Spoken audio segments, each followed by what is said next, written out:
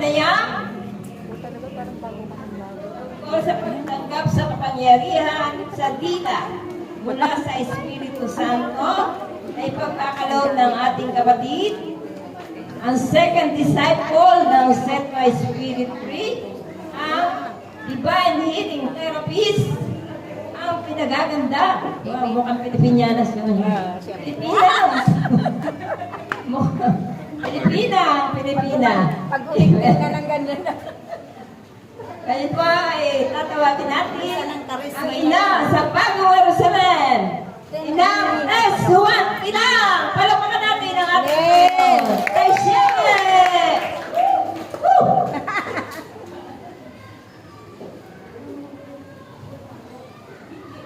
Ayan. Nabusog ba kayo? Busog na busog? Parang ang hina ng sagot dito. Di siguro mabusog. Iba ba yung hinain nyo dito kaysa dito?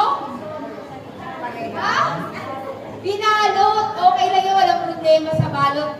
Uso na ngayon yan, Sharon. Uso yan ngayon. Kaya masanay na tayo dyan. Amen ba? God is good. All the time. God is good. All the time. God is good. Amen. Palakpakan natin ng malakas ang ating. Titignan ko lang talaga kung busog kayo. Kasi baka mamaya hindi kayo busog. Busog na busog. Diba? Napakasarap kumaki ng ganitong gawain. Mabubusog ka na sa salita ng Diyos. Mabubusog ka na sa pagkain ng pang-katawan. Yan ang kailangan natin. So sabi nga, ang aking topic ay pagtanggap at pagpupuno ng kapangyarihan mula sa Espiritu Santo. May kapangyarihan na ba kayo, ha? Sino inumunok ng bato? Darna. Para maging Darna. Yan. Sabi nga, kapangyarihan mula sa Espiritu. Kilala nyo na ba ang Espiritu Santo, mga kapatid? Ang Espiritu Santo, ito yung kapangyarihan ng Diyos. Ito yung kapangyarihan ni Amang Yahweh. Sino na yung nakakaalala sa creation? Diba sinabi ng Diyos, magkaroon ng puno. Nagkaroon ba? Parang hindi yata kayo kumbinsido. Magkaroon ng dagat. Nagkaroon? Kaya nga meron tayong dagat eh. Kaya nga meron tayong West Philippine Sea. Amen ba? Sino gumawa ron? Ang Diyos! Sa pamamagitan ng kapangyarihan ng Espiritu Santo. Kasi, ang Espiritu Santo, ito yung kapangyarihan ng Diyos. Siya yung ating gabay at patnubay. Diba? Siya yung gumagabay sa atin. Diba minsan may mga bagay na sinasabi natin na may parang nag-uudyok sa atin na gumawa tayo ng mabuti. Yan. Bakit kayo nandito? Kasi inudyokan kayo ng Espiritu Santo na dito. Maganda to. Amen ba? Kaya nga kayo nandito eh. Yun ang Espiritu Santo. Siya yung ating gabay. Siya yung ating patnubay. At siya rin ang kapangyarihan ng Amang Yahweh. Palakpakan natin ng malakas ang ating Panginoon. Yan. Kilala nyo ng Espiritu Santo ngayon. O sige, sino ulit ang Espiritu Santo? Ang kapangyarihan ng Diyos. Kapangyarihan ni Amang Yahweh. Magkaroon ng isda. Nagkaroon ba? Nagkaroon kasi merong kapangyarihan ang salita ng Diyos. Amen ba? Amen. God is good? All the time. All the time? God is good. God is good? All the All time. the time. Yan. Alam niyo mga kapatid, naniniwala ba kayo sa Diyos? Amen. Siyempre, naniniwala tayong lahat sa Diyos. Pero kailangan, dapat, kung naniniwala tayo, tayo ay sumasampalataya din. Amen ba? Amen. Kaya lang, hindi lang tayo pwede, hindi lang basta naniniwala lang tayo. Basta dapat, kailangan din nating sumampalataya. Kasi, ang demonyo, naniniwala din na may Diyos. Nanginginig pa nga yan eh, pag naririnig niya yung pangalan ng Diyos. Alam niyo ba na dito kasama natin ang demonyo? Nagulat si Hindi nyo alam? Dito kasama din natin siya? Ha? Hindi nyo alam? Kasama natin siya. Paano natin malalaman na kasama natin siya? Uy, Kapag ang inyong mga mata ay pumipikit na, ibig sabihin, ang masamang espiritu, nakaduyan na yan sa mga mata nyo. Pinapatulog na kayo niyan. Sir Oni, kain ka na Sige, doon. huwag nyo nang pakinggan yan si Sister Beth. Sir Oni. Nasa na demonyo? Diba? Sa mata. Ano nasa kanya? sa mata. Kumain. Tinatok siya kanina? Ay, dapat kaya. Kaya nga, ito yung dito. Bakit kayo naririto? Kasi nga, merong pangako ang Diyos. Alam niyo ba, merong pangako ang Kuya Diyos? Randy, kumain ka Sabi na niya, doon. sabi nga kay Propeta Sepanias, ito yung pangako Brother ng Randy, Diyos. pupunta ka Sabi na ni doon. Propeta Sepanias, oo, sa panahong iyon, babaguhin ng Diyos ang pananalita ng mga tao at bibigyan ko sila ng dilang malinis. Yun pala yung layunin ng pangako ng Diyos. Bibigyan daw tayo ng dilang malinis. Paano kaya mangyayari yun na yung dila natin ay nilinisin? Nag-brush ba kayo?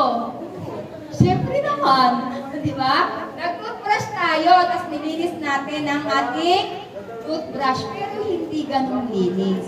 Merong panahon na ibibigay ng Diyos, babaguhin yung ating mga pananalita. Yung pananalita yung sinasabi ni Sister. Tagalog pa rin naman siya. Amen ba? Meron sinasabi nga, ito yung ilalagay ng Diyos, yung kapangyarihan sa ating mga dila sa pamamagitan ng Espiritu Santo. Yan. Sabi nga, lalagyan daw, bibigyan tayo ng malinis na dila. Bakit? Ano ba yung dila natin? Kasi nga, sa atin, masayang dila. Yes, marami niyang masayang dila. At meron yung dila, daw siya hiningal eh. makasalanan. Palakpakan natin na malakas ang ating Panginoon. At meron din dila, mapang-lait. Diba? Meron tayong mga dilang ganyan. Huwag lang di makita ng ating mga mata. Yung dila namin. Diba? Meron na sinasabi agad yung ating mga dila. Diba? Diba? Huwag lang di may makita tayo. Meron na tayong kwento. Kwentong walang kwenta. Yan yung mga dila natin eh. Amen ba? Kaya nga ito yung babaguhin sa atin. Aalisin kasi nga sabi, bakit daw yung dila ay isang napakaliit na bahagi ng ating katawan, pero napakalaki ng sunog na nagagawa. Bakit lumalaki ang sunog? Sa pamamagitan ng hila. Kasi minsan, merong kwento, ito lang yung kwento. Pagdating sa kanya, iba na ang kwento. Pagdating dito, may dagdag bawas na, di ba? Ano nang nangyari? Lumaki na. Lumaki na yung kwento.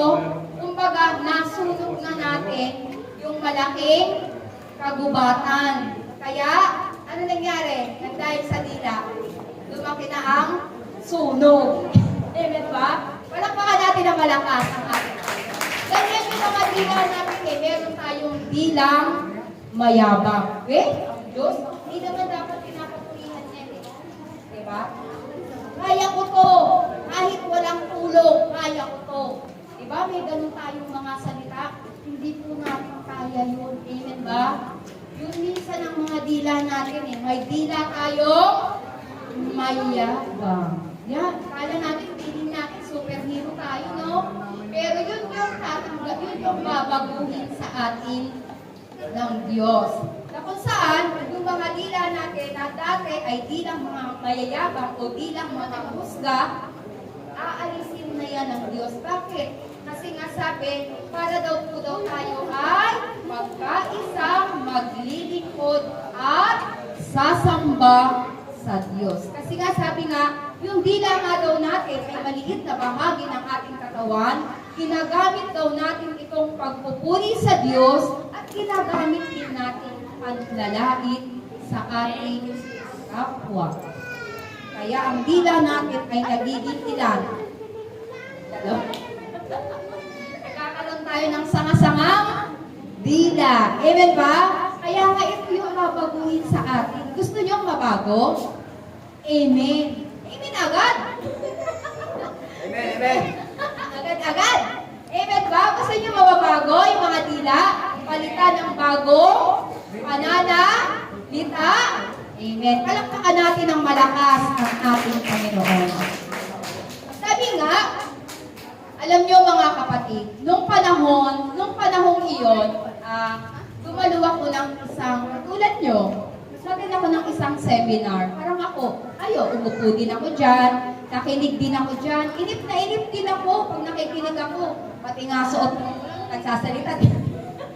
Lahat sinisipat. Siyempre, diba? Ganun din ba kayo? Oy, aminin! Diba? Umatin din ako niyan. Pero alam nyo, after kong umatin ng ganyan, syempre, habang nakikinig ka, habang kami ay nagpupuri, nagpipraising kami, nagulat ako. Bigla akong na-sling. Bigla akong nahiga sa ganito. Yan, tapos yung buhok ko.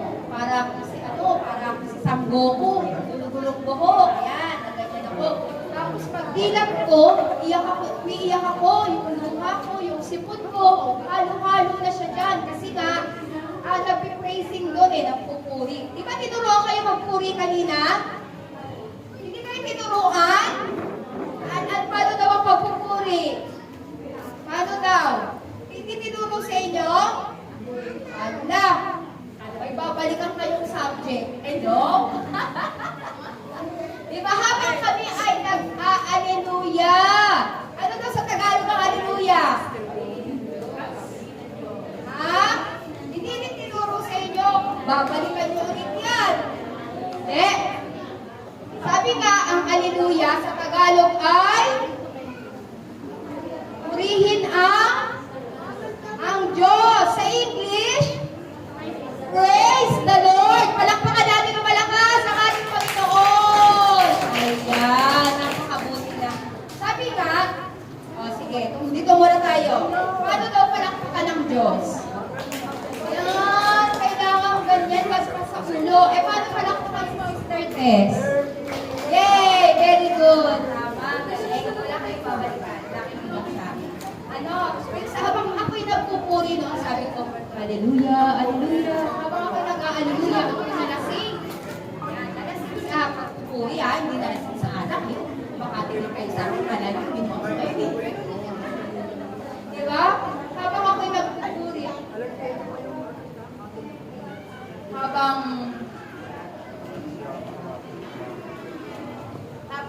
habang ako'y nagpupuri, bigla akong na-slain in the spirit. At pagising ko, nagulat ako. Yung buhok ko. Sana lang kayo ng video dito, no, para makita niyo yung makarelate kayo dun sa ito. Diba?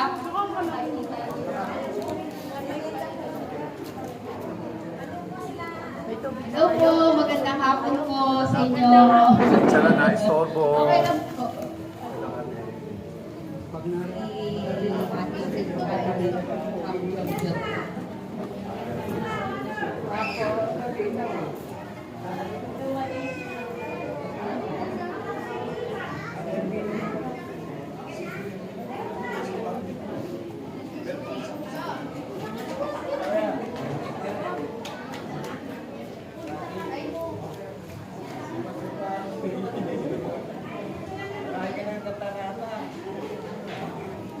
Ayan. O, di habang nakahinga ako ng ganyan, bigla ako na-slain. Tapos parang nawala ako. Nakatulog ako panandalian. Parang nakatulog. Kasi nga, parang nag-high dun sa aking pagpupuri. Hallelujah, hallelujah, hallelujah. Ganun naman ang ganun. Hanggang yung aking luha, yung aking tayong, naghalo-halo na yung sipon at luha. And then na-slain ako. Pagising ko nga, yung buhok ko, may papunta sa kanan, may papunta sa harap, may papunta sa likod.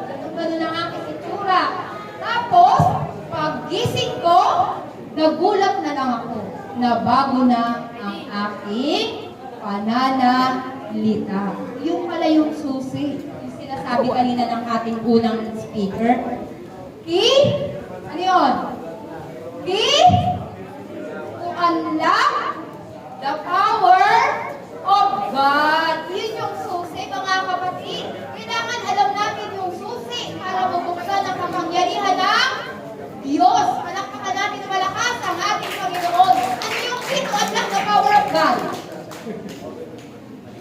Hallelujah! Sabihin nyo nga, Hallelujah! Hallelujah! Hallelujah! Ayan, yan yung key to unlock the power of God para mabuksan, para mabago ang ating pananalita. Kaya nga alam nyo, ng panahon na yon, mga kapatid, pag-gising ko, bago na yung aking pananalita. Lemoleya, Retsilia, Kokoromono, Sotoro, Haya, Litilia. Naintindihan nyo? Hindi ko talaga maintindihan. Kasi wala kayong deep of interpretation. Kailangan merong pagsasalita sa iba't ibang wika at meron namang magpapaliwanag ng aking sinabi. Iyan yung ilalagay sa inyong mga dila. Alam niyo bang napakamakapangyarihan yan? Alam niyo? Yan, kaya niyang magpalayas ng masamang espiritu. Kaya pag ang masamang espiritu ay dumuduyan na sa inyong mga mata, anong gagawin niyo? Wala kaming ba? Lumayas ka, masamang espiritu. Tapos, magsasalita sa iba't ibang wika, katulad ng mga alagad. Ang mga alagad noon, kasi nga, sabi nga, ang sumasampalataya ay tatanggap ng kapangyarihan. Kaya nga, tinatanong ko kayo kanina kung naniniwala kayo sa Diyos, di ba?